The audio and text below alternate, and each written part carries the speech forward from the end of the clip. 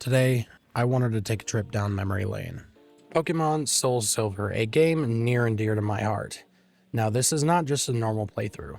It's far from it. No, this is a Randomizer's Nuzlocke, which means the odds of finding a literal god on the first route are extremely likely. But that also means that youngster Timmy here can have a god of the sea just chilling in his pocket.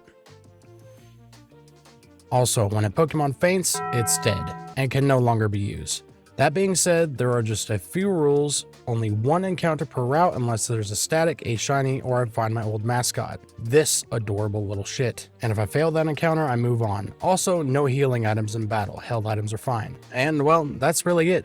I don't care about having the battle mode on set or switch, it doesn't matter to me, but if you find yourselves enjoying this, please be sure to like and subscribe, it would really help me out. Anyway, on to the video. We start off by booting up the game and watching a very nostalgic cutscene.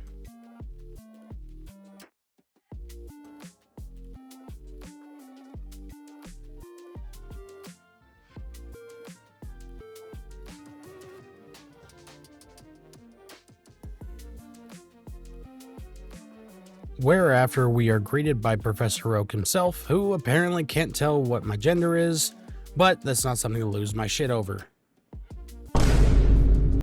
Anyway, I name myself Benny and I wake up in my bedroom excited to start my adventure. After heading downstairs, my mother gives me almost everything I need to go on an adventure. Now all I need is a Pokemon, so I run outside and almost take a beak straight to my chest. Surprise, motherfucker! After that life-threatening event, I ran into the professor's lab where he's definitely not experimenting with certain substances, and he tells me I can have one of the 3 Pokemon there to the right. So my options are Garbage, Why you bully me? a giant fire dog, and a slug. I think my choice here is pretty clear. I of course pick Arcanine and name her Jade after my own doggo. So after getting some random medications from a stranger, Jade and I set off towards Mr. Pokemon's house, and once I arrived in the next town over, a strange old man tried to sell me his shoes. Little did he know, I already have them. So off we went to the north where Jade took down her inferiors, and some dude got pissed that I just ran by his house. And eventually I arrived at Mr. Pokemon's house. I'm fast as fuck, boy! He then handed me some random egg to give to Professor Elm, and Professor Oak himself handed me a Pokedex. Yeah, sure dude, just let me leave now. And when he eventually does, I immediately get a call from Professor Elm saying that a ginger has stolen a Pokemon. So of course, while racing back, this asshole comes right up to me and wants to fight. That didn't end very well for him. How could this happen to me? So after pickpocketing his trainer card, I immediately reported him to the authorities, who almost arrested me instead. But they asked for his name, I gave him the name of Chat, and after leaving the lab, this bitch does some weird jumping stuff in the grass and expects me to believe she just caught a Pokemon. Next town over, I stopped and checked the shop to see what they were selling. Holy Jesus! Yeah, I'm taking one of those. I, of course, bought some Pokeballs as well, and our second encounter was a Poliwag. I know you guys didn't see the first one, but we don't talk about that. But I did manage to catch the Poliwag, giving me my second team member. I named her Hands because, well... Anyway, I gave her the XP share and headed north towards my next encounter, which was a literal dragonfly, so I summoned my inner bug catcher and caught her. I named her Dragon. After bullying a couple kids for their lunch money, I somehow ran through this whole patch of grass without an encounter, and decided to go spelunking where I found this giant water snake, which I of course captured and named him Milo. And my next encounter just outside the cave was this. I'm ugly and I'm proud! And Jade decided to give it a one-way ticket to the afterlife. So arriving in Violet City, I healed up the team and made my way to the Sprout Tower, where I encountered and caught a literal teddy bear. I named him Roosevelt. And I then proceeded to beat up about 17 different old men, and the last one wanted to give me a bone rush, which I think the police should hear about.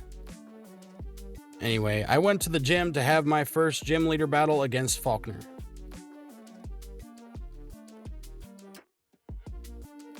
He started with a Gligar, and I sent out Jade, who did pretty good damage with a Fire Fang, so a couple of those and Gligar was down. And then this man proceeds to send out a literal dinosaur who nearly kills Hands. So Jade takes a couple bites and the Aerodactyl gets burned from her flame body, so I send out Milo, who does decent damage with a water gun. But I did need a clean switch, so I only had one choice. Rest in peace, Roosevelt. Your life wasn't long, but you saved the run. So I sent out Dragon to give the Aerodactyl a quick attack, dropping it to 0 HP, and just like that, our first gym badge was acquired. So after exiting the gym, Professor Elm decides to be like my dad and hand the child off to someone else. So I reluctantly stuck Roosevelt's into the box, only realizing now as I'm editing this that he had pure power. That's quite unfortunate. Anyway, being a good Samaritan, I picked up the egg from the scientists in the Pokemart and ran into one of the kimono girls on the way out. So, how much for 5 minutes? Anyway, afterwards, I found myself in the Ruins of Alph, where I had to complete this puzzle to access the underground. Once I completed it, the puzzle started glowing, and a random hole opened up beneath me.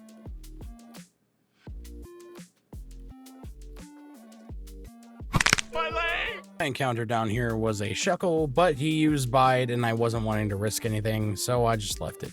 However, our next encounter in the grass, outside of the Ruins of Alph, was a big one. The Onion Turtle himself, I was able to capture after just a few Pokeballs.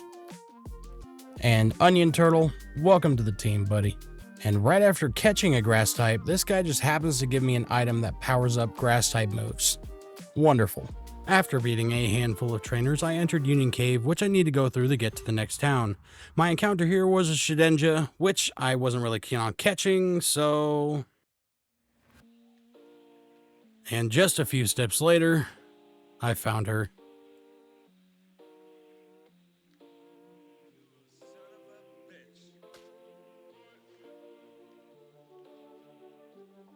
And after a few Pokeballs, she was caught. I named her Luna. After making my way through the cave, without any casualties, I stumbled across some guy in uniform arguing with an old man. Boy, if you don't... Traumatized by what I just saw, I ran to the Pokemon Center, healed up my team, and bought some more Pokeballs. And as far as my encounter on Route 33, I guess the Pokegods are on my side.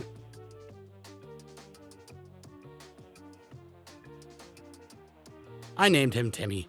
I then decided to put both Luna and Timmy on the team in place of Hands and Dragon. I then spoke to an old man who makes Pokeballs and who also thought he could take on Team Rocket by himself. And this dumbass falls down the well and breaks his hip. I've fallen and I can't get up. Anyway, I leave him there to rot and go inside and see what Team Rocket has been up to. But before I can get close, a new encounter awaits.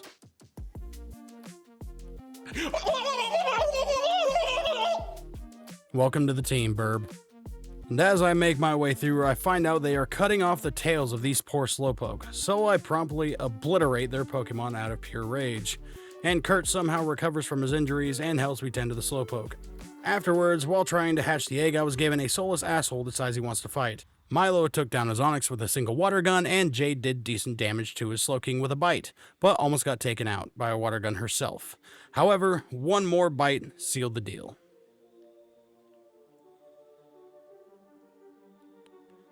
Now I sent out Milo against his Gastrodon because I knew Jade would not survive. But with some Water Pulse confusion, and this man refusing to use anything but Harden, and once again, we have beaten our rival. Just a few steps afterwards, our egg finally started to hatch.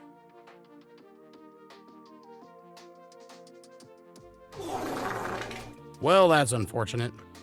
So with that, I moved Burb onto the team in place of the unwanted Cleffa, and then I figured I may as well rip off the band-aid and fight the gym. After defeating some weak-ass trainers, I walk up to Bugsy and told them to square up. Raise up, little bitch. And he starts off by sending out a Whale Lord, which I immediately knew was going to be an issue.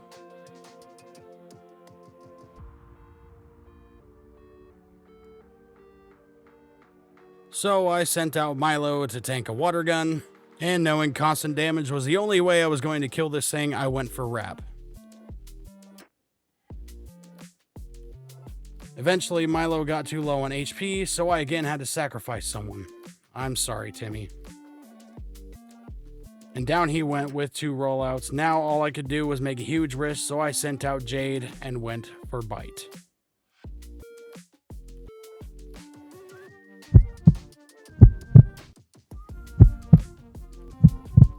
Yes!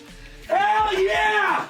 Hey, come on, baby! Come on! This Arcanine is going to make it to the end. I will make sure of it. The rest of the battle was a breeze, beating a Nidoran and a Torchic. Hive badge acquired. After putting Timmy to rest, I ran into the Ilex Forest, where this dork lost his Farfetch'd, and I was about to snag one, but I got my forest encounter instead. That is huge. Of course, I caught him and named him Kippers. Anyway, after returning the Farfetch'd, I was rewarded with the HM for Cut, so I taught it to Onion Turtle, and after just a bit more of a trek, I found myself in Goldenrod City, where I acquired a giant bird named Kenya. And after some training, Kippers evolved into a Marshtomp. I caught a Gyarados in the bug catching area, named her Not a Dragon. Anyway, after catching a Tangela on the next route and naming it Kaislin because that's his favorite Pokemon for some reason, I passed a super easy quiz to get a radio card, which apparently Whitney was very impressed by. Impressing women is something I can only do in a video game, I guess. But it was finally time to face her in battle.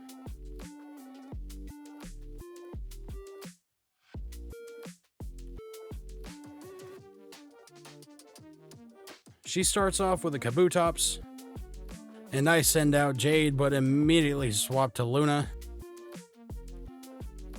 which apparently that Kabutops liked a little too much. Anyway, disgusted, Luna quickly sends that man to the afterlife, and Whitney goes to send out a Sudowoodo, which almost makes me question her choice in Pokemon. But I send out Kippers to counter, who makes quick work of the rock-flavored tree. And that apparently makes Whitney cry and refuse to give me my badge, but eventually she quits being a baby and gives me our 3rd badge. Afterwards, I ended up encountering a Bagon on Route 35, which I of course captured and named Ruddy after a friend of mine. Anyway, I went up past the route above the town and pissed on the tree, which attacked me instantly. It ended up being a Tangrowth, which is technically dupes because they already caught its previous evolution. So if I caught it, it would get a token, which would allow me to capture any Pokemon I choose, but Jade had other plans. Well, so much for that. So I proceeded to the Pokemon Center in Necrotique City and met up with some guy named Bill who allegedly made the Pokemon storage system. Bought some Great Balls at the Pokemart, and then proceeded into the Burn Tower, where this useless character who is a little too obsessed with Suicune gets in my way. And then chat decides a crumbling tower is a great place to have a Pokemon battle. He sends out Jade's little cousin, and she makes very quick work of him. Chat then goes to send out his starter, but I have an answer for it. Say hello to my little friend! Yeah, that was easy. And Jade Fire Fangs his Metang until it goes down, then Kippers takes down his Nidorino with Mudshot. Damn it! If I had a father, he'd hear about this. I also caught my encounter here, which was a Togepi that will never get used. I named him Benedict, and proceeded to the bottom floor where the 3 legendary dogs wanted absolutely nothing to do with me. Fuck this shit, I'm out. However, Suicune seemed to take a slight interest. Anyway, I decided to challenge the gym leader of this town, and he started with a Love Disc, so I quickly swapped Jade for Luna, and I went for Spark, and well,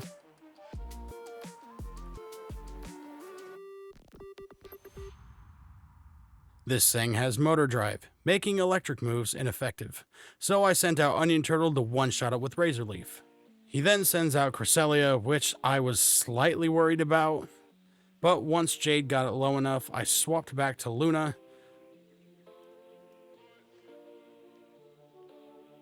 and she finished it off with a single bite. She also took down his three-headed bird with a single spark. I swapped Kenya against his Bellossom, who unfortunately got paralyzed, so Jade finished the job with a single Fire Fang. And just like that, we had our fourth badge. Afterwards, I defeated a Rocket Grunt who was harassing the Kimono Girls, and was rewarded with the HM for Surf. I then caught a Clam on the next route, and a Metacham on the route right before the next town. I entered the lighthouse in the town because I heard there was a sick Ampharos at the top, so after fighting through 27 different trainers, I reached the top, and the gym leader of this town tells me I need to cross the sea to the next town to get medicine for this Ampharos. Challenge accepted. So after failing both of my encounters on the way here, I finally arrived and got the secret potion from a shop clerk. I headed back, but before I cured the Ampharos, I needed to level up, so cue the grinding montage.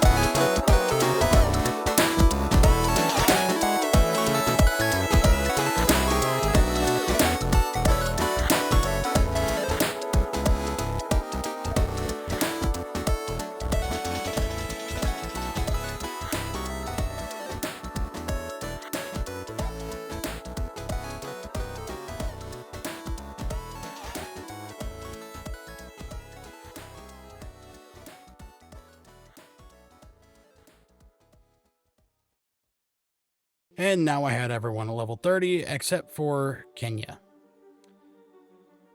But we don't talk about that. I then switched Reddy onto my team because I figured he would be a bit more valuable than Kenya. I sailed back across the sea and challenged Muscle Man to a fight. Anyway, he starts off with a Gabite, and I send out Burb, who proceeds to one-shot the dragon.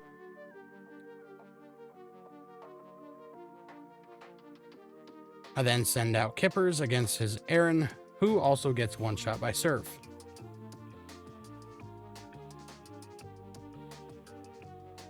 Easiest badge ever.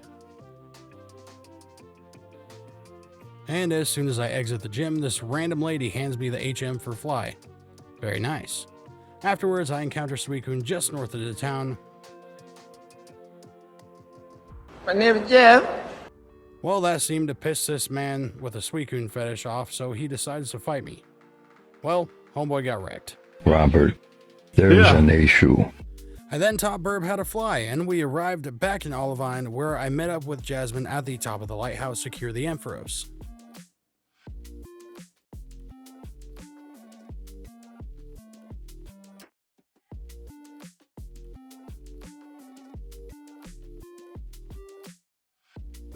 After exiting, some old guy I met called me and told me the Safari Zone was now open. Back to Cyan would we go.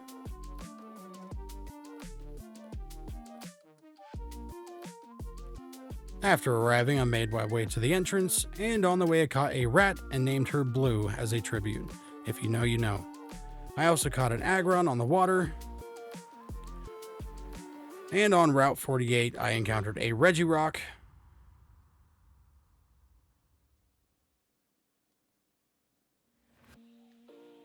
which I of course caught and named Dwayne. Afterwards, I entered the Safari Zone and realized the Safari Zone didn't randomize. Unfortunate. I caught the Geodude and named him Punchy Rock before flying back to Olivine, where I finally challenged Jasmine to a battle, who, funnily enough, sent out a Steelix, which is a normal mon for her, but Jade made quick work of it. Next up was Raikou, so I sent out Kippers, who also made quick work of her opponent.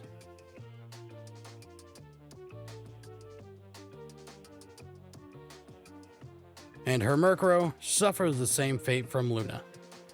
Badge 6 acquired. And I had just gotten word that there was a red Gyarados at the Lake of Rage causing havoc, so of course I flew to Ecruteak to make my way there.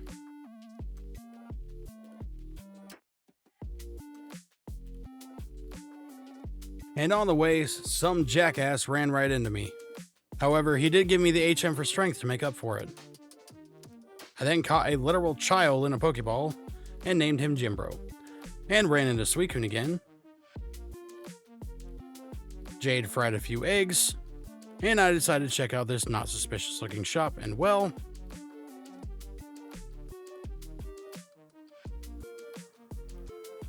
sweet Jesus. Yeah, I'm gonna take a couple of these, thank you very much.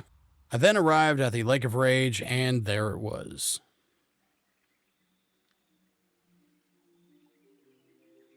Hey man, that's not a fish. I want waffle fries. I of course caught it anyway. I won't say no to a shiny starter. Anyway, I named him Florida Man and met the champion himself back on shore, where he tells me the shop I was in earlier is actually a Team Rocket hideout.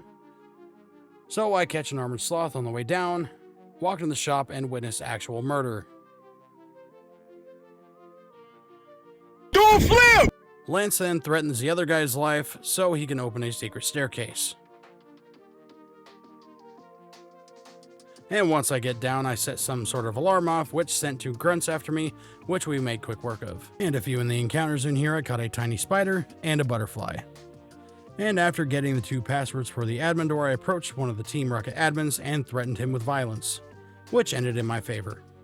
And then the dude's Murkrow must have added out for him because it mimicked his voice and opened the door to the hideout's power source, which of course got the attention of another admin who Lance and I shut down pretty quick. Anyway, these 3 electrodes are all static encounters, so here's what they were.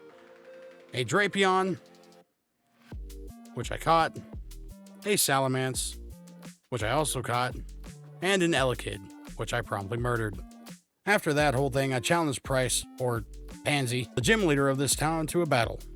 And you'll never guess what this man sends out as first mon. I'm sorry, little one.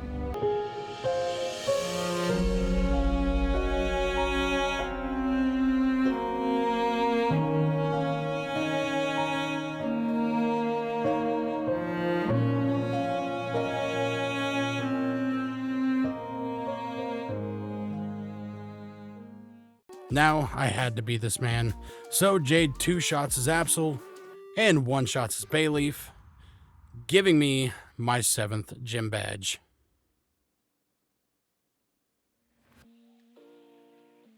And I flew back to Goldenrod because Team Rocket was taking over the radio tower, so I switched out Ruddy the Baggin for Deborah the Salamance. One of the members thought I was a new hire and made me wear their stupid outfit. Anyway, my disguise was quickly ruined by my rival. So I had to fight through waves of grunts to reach the director's office in order to fight an admin who was also in disguise.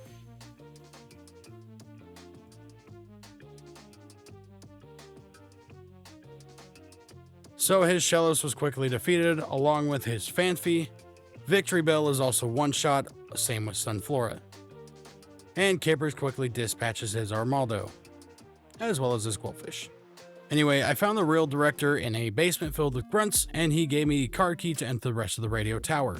So after getting rid of another admin, and then 2, and I come face to face with a guy who's basically in Giovanni's place.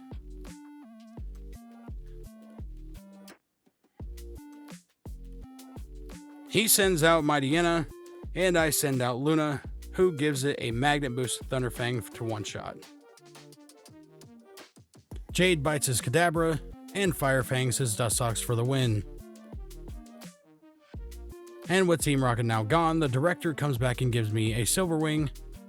Afterwards, I fly back to Mahogany Town and start to make my way to the next town for my 8th and final gym badge. Luna accidentally kills my next encounter, so I make my way to the Ice Path, where I encounter a plant that is also a rock. I did catch this one and named it Plant, our original. I found an HM just sitting on the ground and found one of the kimono girls who needed a shove to get unstuck. I finally arrived at Blackthorn City, where in the middle of a grinding session, Kippers finally reached his final form. Anyway, I got almost everyone to level 40, and it was finally time to challenge the 8th gym. After fighting through some trainers and solving this ridiculous puzzle, I finally reached Claire and needed to heal up a bit first. But now it was time to fight for my chance at the Pokemon League. She sends out a Zubat, who is quickly defeated by Burb. Kippers takes down her Magnezone, Luna almost goes down to a Lugia but hangs on, and Jade easily takes down her Dusclops. And I should have my 8th badge here, but Claire is being a little baby about losing to a kid. So after catching a Manaphy in the Dragon's Den, I report her to the Dragon Masters, so she is forced to give me the badge. And as soon as I exit the cave, Professor Elm calls me and tells me he has a gift. So I fly over there and head into his lab. And this man gives me a Master Ball. He then tells me the kimono girls are waiting for me at their dance studio. So I head over and our rival chat comes out crying like a little bitch. And it turns out they wanted me there to challenge me to a series of Pokemon battles, which I beat every single one of them with ease. With that, they give me an item needed to awaken Lugia, so off to the Whirl Islands we go. Once I arrived, I made my way down to Lugia's lair, where the kimono girls did some tidal dance to awaken it.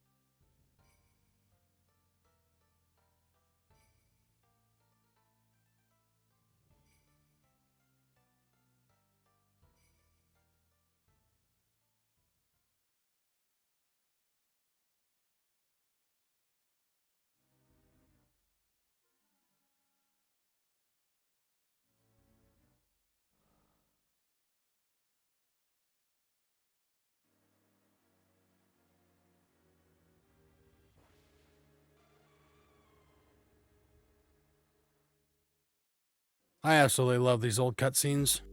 With Lugia awakened, I surf over to it, and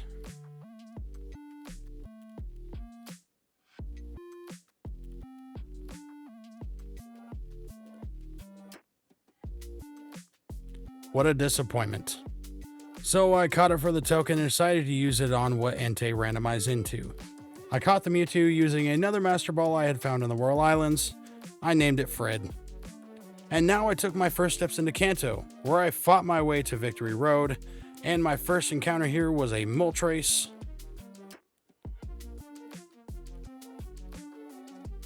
who I caught and named Fireburb. And just before I was about to exit, chat decided to try and prove himself one more time. And that went about how you would expect. They ask you how you are, you just have to say that you're fine when you're not really fine, but you just can't get into it because they would never understand.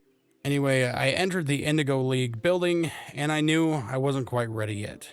So after grinding everyone to level 45, I could finally feel confident. I healed everyone up,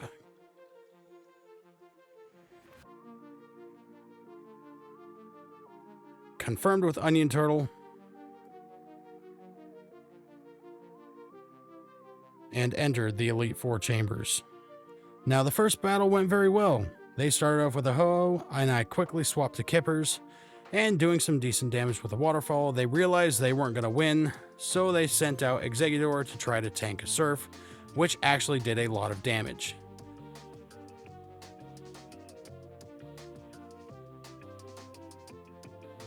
Burb quickly defeats the multi-headed tree, Luna takes down Cradily, Kippers defeats Ho-Oh, and Jade KOs Jumpluff. And finally, Burb takes down their Honchkrow. 1 down, 4 to go. Next battle was against Koga, and this one also went fairly well. He starts off with a Dustox, who immediately gets one-shot by Jade, and his Love Disc follows suit, getting sent to the Shadow Realm by Luna. And next he sent out what I feared the most. It's your fucking nightmare! Yeah, Wobbuffet are not fun. You either have to stall them out or lower one of their defenses enough to one-shot them, or they will murder your Pokemon. So I sent out Onion Turtle to Leech Seed, and we were just gonna let the Sandstorm and the Seed tick away at this thing's health. And once it was Koga's time to heal, I took my chance because I knew Luna outsped, so after the free crunch nearly killing it, that crit was massive by the way, the Sandstorm and the Leech Seed was enough to take it out. Onion Turtle finished his Blastoise, and finally his Empoleon, which now left only 3 more battles. Our next battle was pretty straightforward. He started with a Jumpluff, who got scared and U-turned out to a Swampert,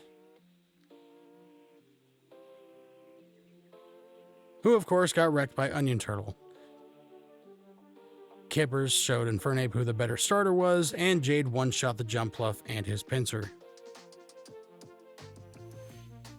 Kippers quickly took down his Magnezone, giving us the W. Now I'll just save you the details on this next battle, but yeah, that was easy. Now all that was left was the champion. Now parts of this battle were difficult, but I'll just let you guys watch.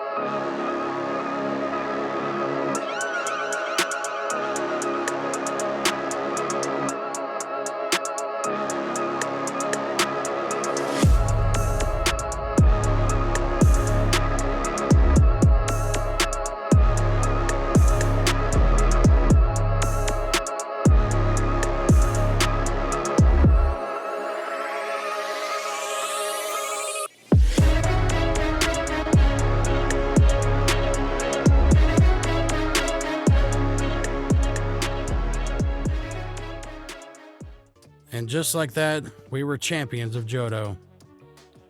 We registered our team into the Hall of Fame, mourning the loss of our burb, but her sacrifice was not in vain.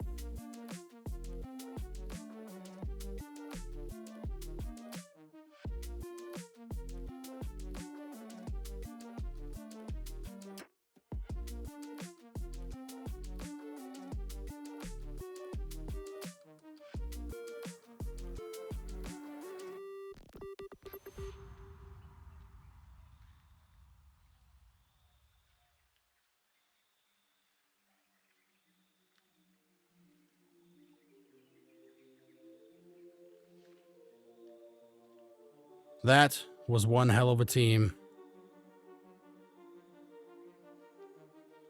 So after the game saved, we arrived back home thinking it was all over, but we were only halfway through.